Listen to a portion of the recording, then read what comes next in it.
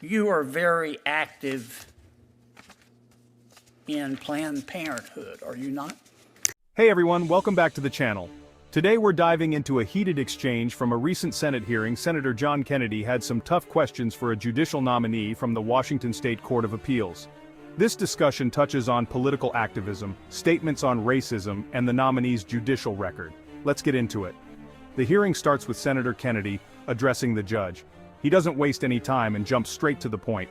Senator Kennedy asks Judge, "You are a political activist, aren't you?" The nominee responds confidently, "Thank you, Senator Kennedy. I am a judge on the Washington State Court of Appeals. I don't consider that to be a political activist." Senator Kennedy seems skeptical and proceeds to bring up a statement from 2020.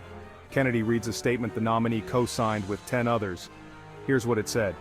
"Racism and white supremacy currently plague every social, educational, economic, governmental, and legal system they have for centuries, both in our state and in our nation.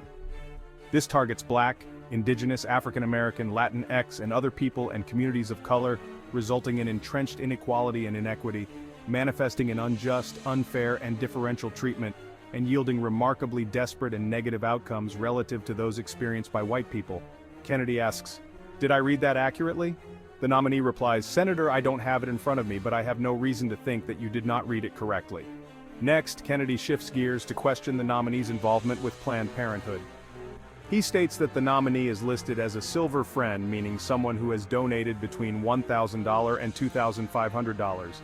The nominee clarifies, "Senator, I don't recall making those donations myself. My husband donated to Planned Parenthood and I believe I was listed along with him." Kennedy points out that the reports say the nominee has been a donor for at least 10 consecutive years, but the nominee maintains, "I do not recall donating for the last 10 consecutive years before 2018. Senator Kennedy then delves into the nominee's judicial record, focusing on cases where her decisions were reversed by higher courts. "Do you remember a case called State v. Westwood?" he asks. The nominee responds, "I believe so, Senator." Kennedy presses, "Were you reversed in that case?" She admits, "That might have been one of the 2% of the cases I've issued where I was reversed." Kennedy continues to list more cases such as State v's AI'd parental rights of ALK, State v. Log Bomb, and so on. The nominee acknowledges that reversals happen but insists it's a small percentage of her overall case record. In the final moments, Kennedy calculates that 2% of her 450 cases equals about 11 cases.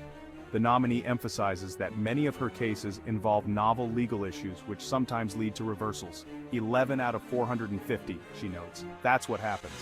Alright folks, that was quite a session. If you enjoyed this breakdown and want more content like this, make sure to hit that subscribe button and turn on notifications so you never miss an update. Until next time, stay informed and stay engaged.